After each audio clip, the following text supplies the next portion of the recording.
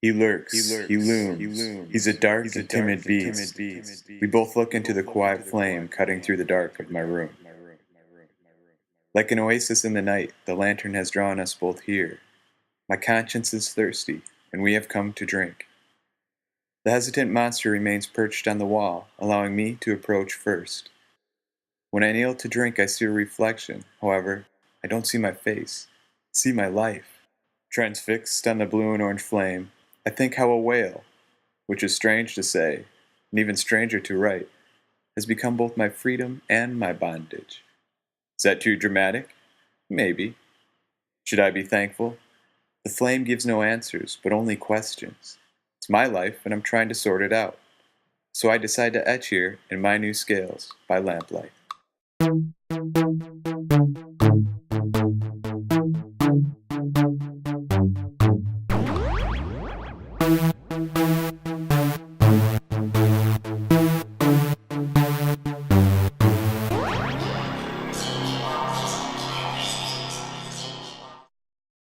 The beast remains distant and vigilant. The lantern calls me back. My freedom? Well, it begins on Vancu's back, where the sea's ambience takes that of a stage, instead of the dark, cold, and foreboding abyss I see from my doorway. A crescent of phosphorus beads around the upper corner of each of his eyes, like the set of dark green canyons and cliffs that fade to streaks of black as his thick, studded tail and broad flukes propel us along them. Together with the net, we perform a silent dance of swirls and dives among the fish that create a naturally weaving melody. Few others enjoy this freedom. Most are confined to a smaller world within the village or to the inside of some craft. Very few can speak or understand the language required to effectively navigate a whale. Without Vancu, the depths and the reaches of even the nearby water would be restricted to a distant view through a wall of glass encasing my volcano-side village. I wonder why the flame sometimes shrinks momentarily and then glows back. My thoughts follow. On the other hand, I have my bondage, as dramatic as that may sound. By birth, I am a fisherman. My lineage is of fishermen. Just like my father and his father, my hands have grown thick from the grinding of rope in the pads of our palms and fingers. I must ride a whale every day alongside my father because that is all I know and all I am. Hence, I am bonded to the very animal and life that gives me freedom.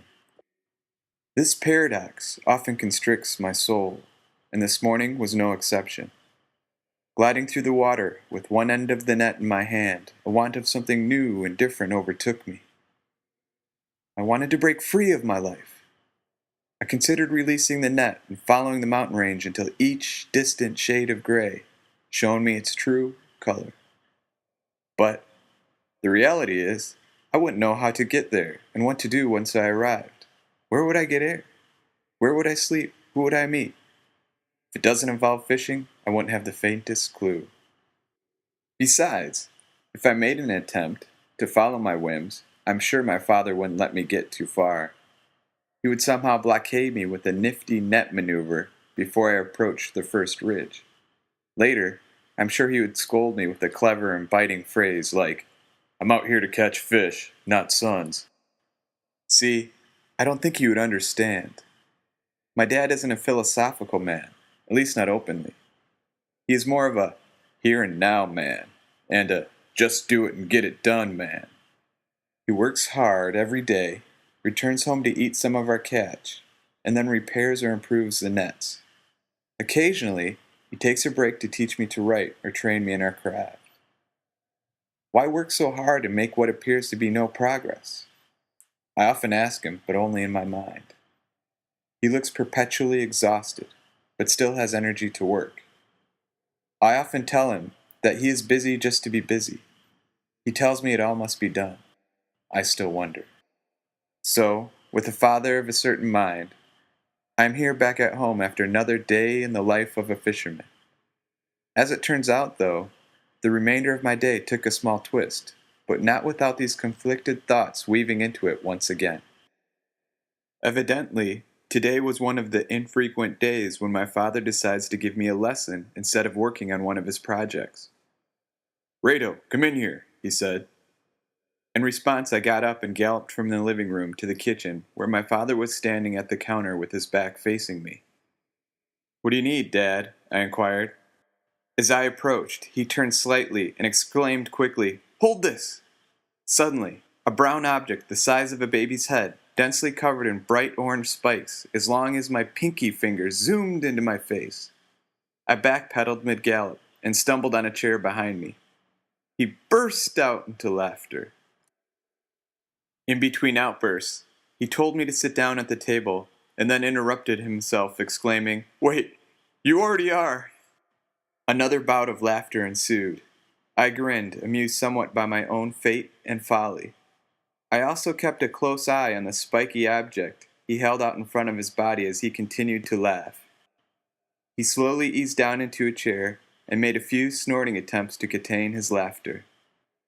He wiped a tear and said, "This briar kelp, son, which is quite rare, at least where we live. It floats closer to the surface in hot waters we would boil in. It exists only to consume sunlight and float. A simple life indeed. Earlier this migration, I found this one floating far from its usual residence in the deeper waters where we fish. I have been saving it all this time. It keeps quite well, as you can see. These spikes that cover it protect it from animals that would love to devour it because it's actually quite tasty. Go ahead and take a bite." He passed it over the table. I delicately grabbed the tip of one spike. I dangled it a few inches away from my face and twirled it a little so that I can investigate each spike. In my brief analysis, I found no way to eat this without experiencing some serious pain. "Sure, Dad," I said, half rolling my eyes. "Ha! Well, the good stuff is not in the spikes, but in the middle, or what is called the heart. Try removing one of the spikes." I twisted and wiggled the spikes, but they were so densely packed there wasn't enough room to safely get any leverage. "Here's the secret. You have to pull the spikes from opposite ends slowly," he said. He set the kelp on the table in front of us and said, "You grab one end, and I'll grab the other." As we pulled, the spikes popped out, leaving a little divot in each spike's place. I don't know exactly why, but this was amusing, even though there was some danger of a jettisoned spike piercing my chest. My father and I laughed after a rhythm of spike pulling ensued. We soon had cleared enough spikes to safely grab several at a time. Before long, we had a de-spiked briar kelp laying in front of us. My father had a proud smile as he broke off 2/3 of his kelp and gave it to me, saying, "Happy birthday, son." I chuckled and said, "Thanks, Dad," somewhat sarcastically, because I had no idea what to do with it. I watched as he leaned back in his chair, took a bite from his third, and closed his eyes as if the morsel of kelp in his mouth soaked up his consciousness. He chewed slowly, completely engrossed, and I quickly felt alone even though he was sitting directly across from me. I wanted to be part of the experience, yet I was hesitant to eat something that nearly pricked my eyes out moments before. I brought my share of the briar up to my nose. I smelled its green core and found almost no scent. Didn't seem threatening from that respect. I took a deep breath and then a little bite. After a little crunch, it immediately began to melt in my mouth with a smooth and smoky flavor. I took another bite, and another larger one, and then slowed to savor the last few bites.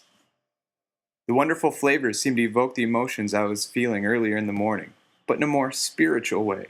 I sensed that a connection was forming between us, so I took the opportunity to say, "Dad, have you ever left the valley or thought of doing something other than fishing?" My father slowly opened his eyes, just enough to furrow his brow, and then formed a half smile before he said, "Maybe at one point, a long time ago. For many years my focus has been on supporting and raising my family. Well, you to be exact. Now, feels like I'm too old for change, I guess." My father sighed and stared at the corner of the room. I watched his eyes for a moment and looked down at all of the spikes scattered on the table. A minute or so passed, and then he said both gently and sternly, "You know, Raeto, We are fishermen in tradition. It is something to be proud of. There are many people that would love to have our places out there on the other side of the glass. I understand that without ever doing anything else, it's hard to appreciate. Raeto, old sport! Suddenly blurted from behind me, catching both my father and I by surprise. I jumped and turned to see my father's good and burly friend from the wharf, Gravy, bursting through our apparently unlocked front door. Raeto, happy freaking birthday, my young, well, now not so young barracuda, belted Gravy in a gargling tone as he dropped one of his massive hands, as if it were an anchor on my shoulder, and then chuckled. Thanks, Gravy. Gravy quickly surveyed our situation as he walked from behind me to sit in an open chair at the table. Whoa, looks like you guys have been eating right. Is that briar keel, or whatever you fancy types call it? Yep, briar kelp, I quickly replied, with an emphasis on kelp.